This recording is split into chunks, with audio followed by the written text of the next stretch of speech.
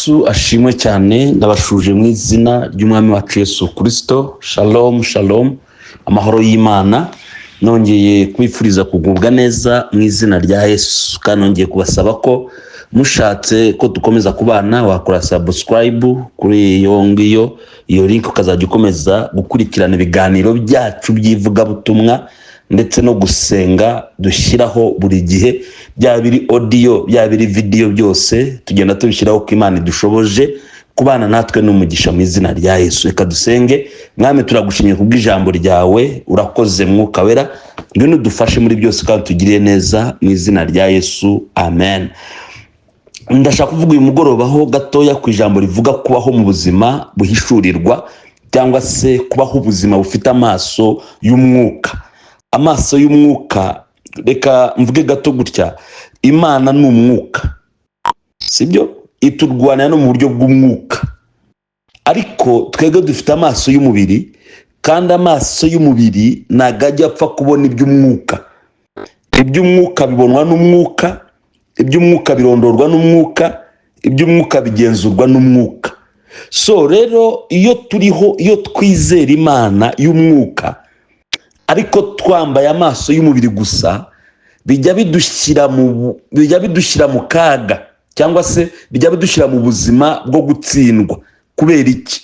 Kuko tuba dukunda Imana ariko tudashobora kuyibona, kuko amaso y'umubiri ntago ashobora kubona Imana.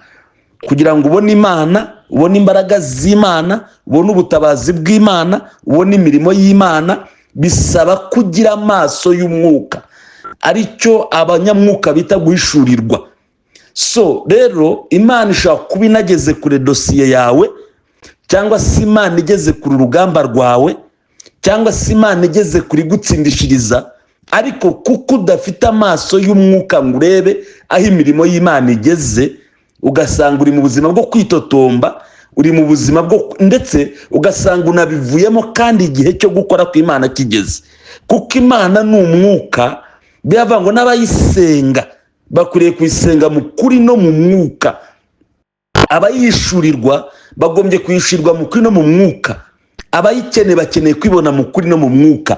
Niyo mpamvu rero niba ushaka kumenya ese Imana igeze ikora kuri dosiye yanjye, Imana igeze ikora ku buzima bwanjye, Imana igeze ihindura, Imana igeze ingirira neza, ugombye kwinginga Imana, ugombye gusenga Imana ikaguhumura amaso y'imbere y'umwuka, ugatangira kujya ureba Imana buri uko ikora ku buzima bwawe.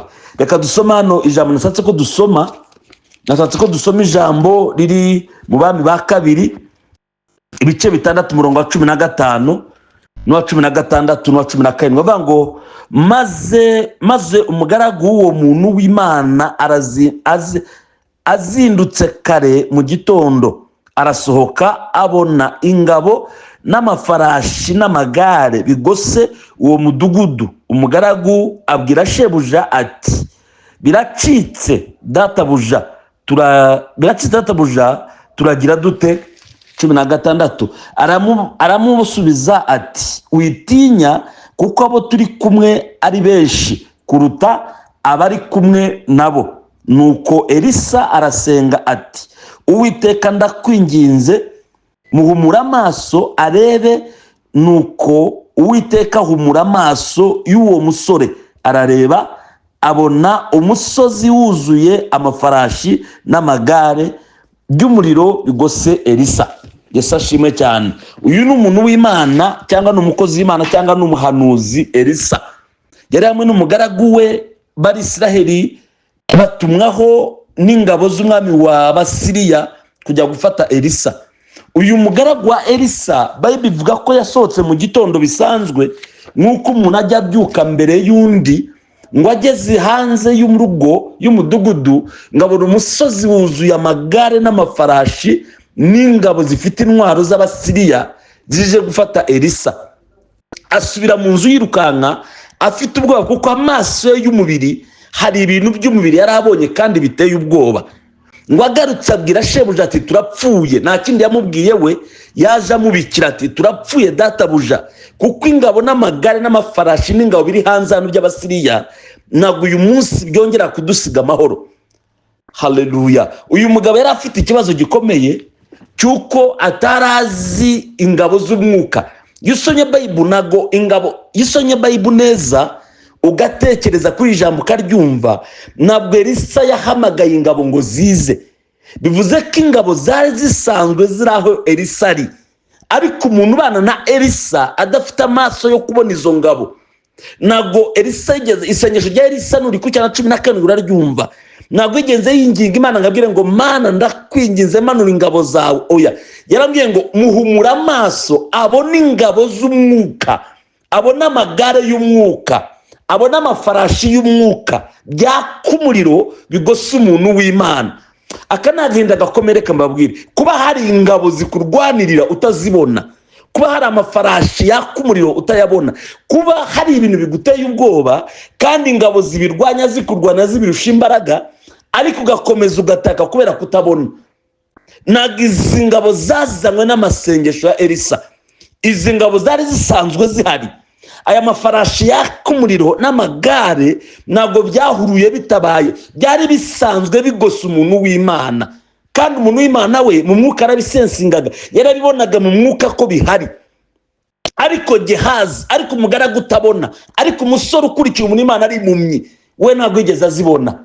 Kugeza ubwo Elisa yasenze agira ngo muhumura amaso.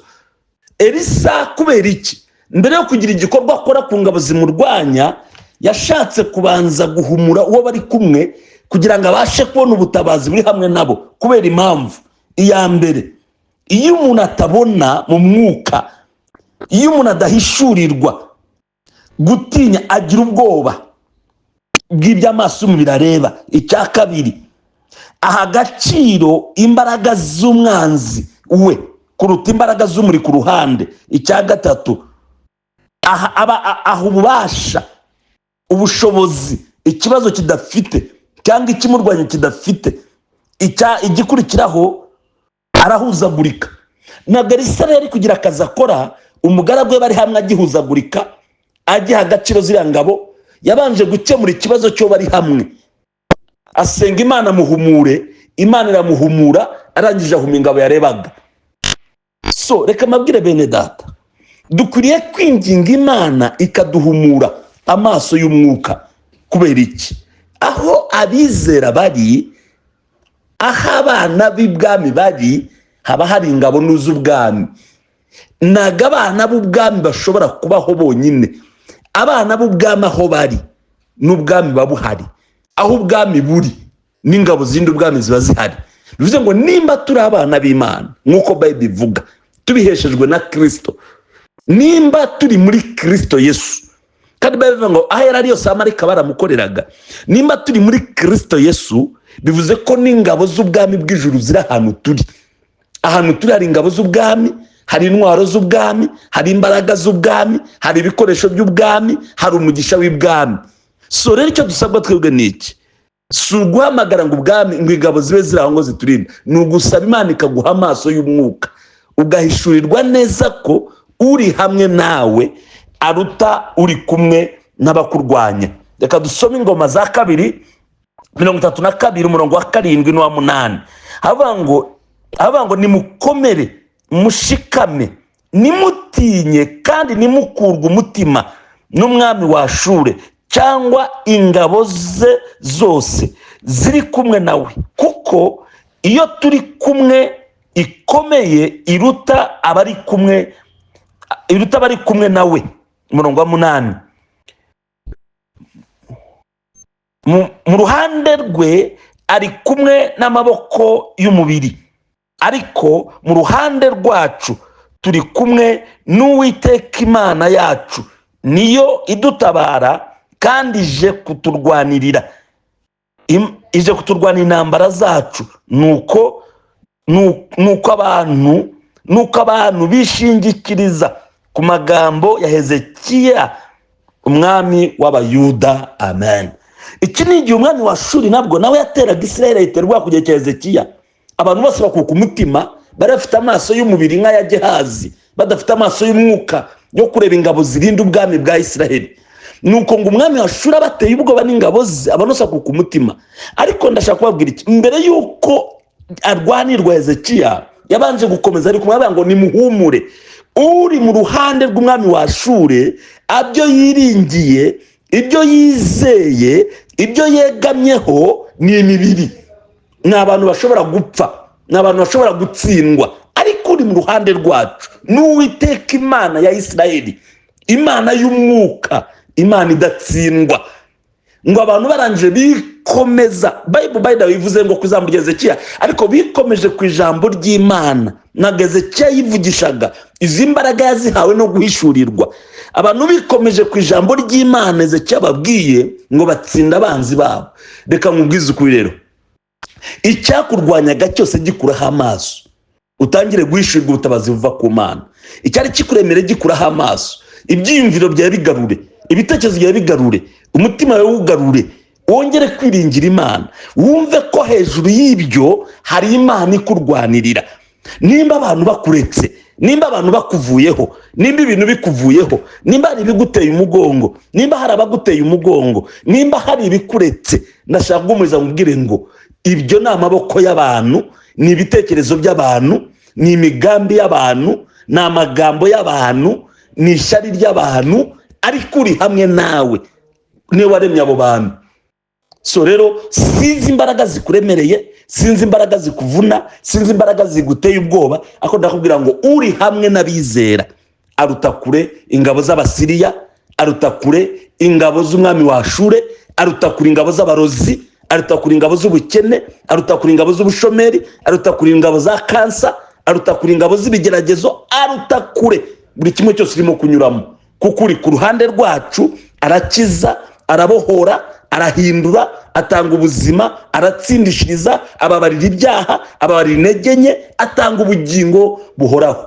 So rero ndakwinyize mwene data ngo Imana wizeye wiringiye iguhumura amaso y'umwuka mu izina rya Yesu. Utangiye kureba agaciro k'agakiza wizeye, utangiye kureba imbaraga zo muri Kristo, utangiye kureba imbaraga z'ingabo zo mu ijuru, utangiye kureba uburyo Imana ikurwanirira, maze winjire mu butsinzi no mu ntsinzi yawe mu izina rya Yesu Kristo. Amen. Yesu abaha umugisha kandi abagirire neza mu izina rya Yesu. Yesu akwiteho, ukore subscribe tugikomeza kubana buri kimwe cyose, comment zawe, kudusengera, kudusapotinga, kubana natwe muri bimwe byose biradusuzama imbaraga mu izina rya Yesu. Amen. Yesu abaha umugisha kandi ingabo zo mu ijuru zibarwanirire, zibatwikire, zibakoreho, zibafateho, zibatsindishirize mu izina rya Yesu. Ako shoze mbahumuriza mbabwira ngo uri mu ruhande rwacu aruta amaboko y'abantu. Ni abantu baba ari igihumbi wari umwe, abarusha amaboko ne wabaremye mu izina rya Yesu. Amen.